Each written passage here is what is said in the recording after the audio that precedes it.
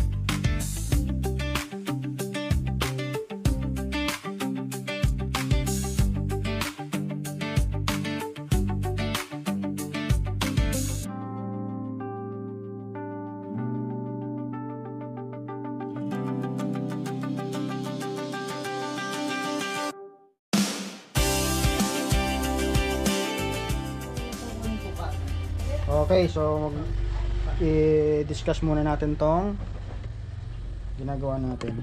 50 inches to guys na deband. Ayan. Sige po. So, kita nyo naman, puro factory cut ang kinabit ko dyan. At, bali 24 times 4, 48. Yan, 48 pieces yung lahat-lahat na yan. Ginamit nating backlet dyan ay convex na 3 volts 2 watts, so factory cut. So yung connection, so napaka basic naman yung connection yan guys. So sige, discuss na lang natin para sa hindi pa nakakalam. At ayan, sa mga beginner, ayan. So hinati ko yung backlight ng dalawa, so right saka left, bali tag 24.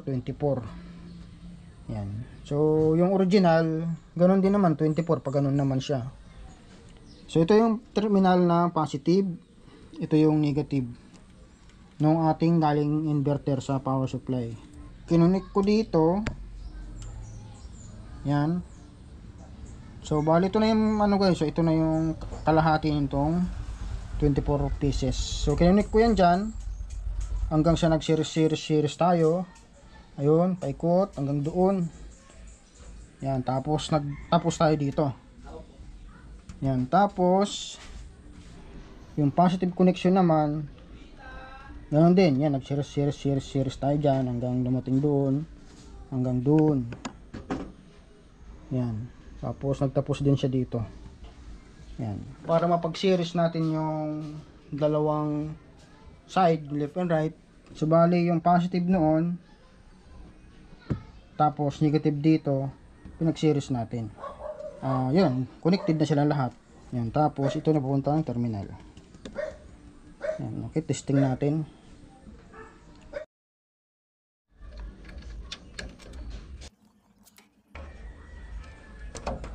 Okay, pwede natin itong i-on dito sa power button yan.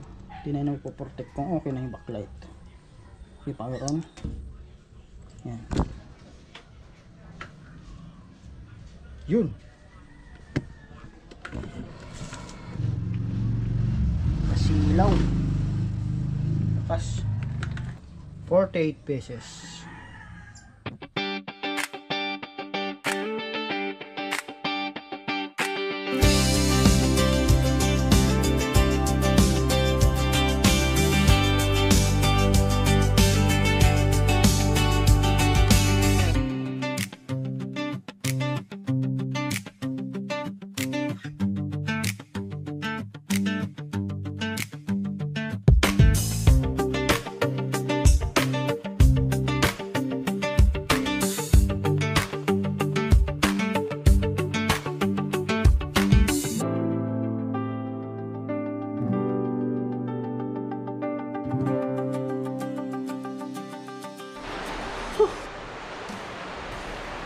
Umuulan na naman.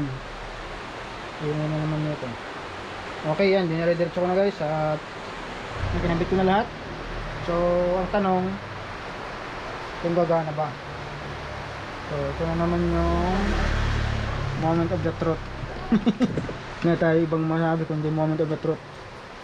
Pag mga ganitong natakalkal tayo ng LCD. So, lagyan natin. Yan. Power on.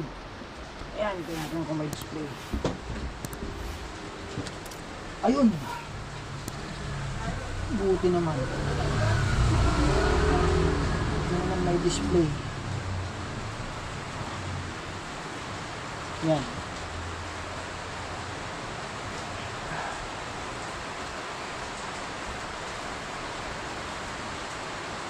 Okay.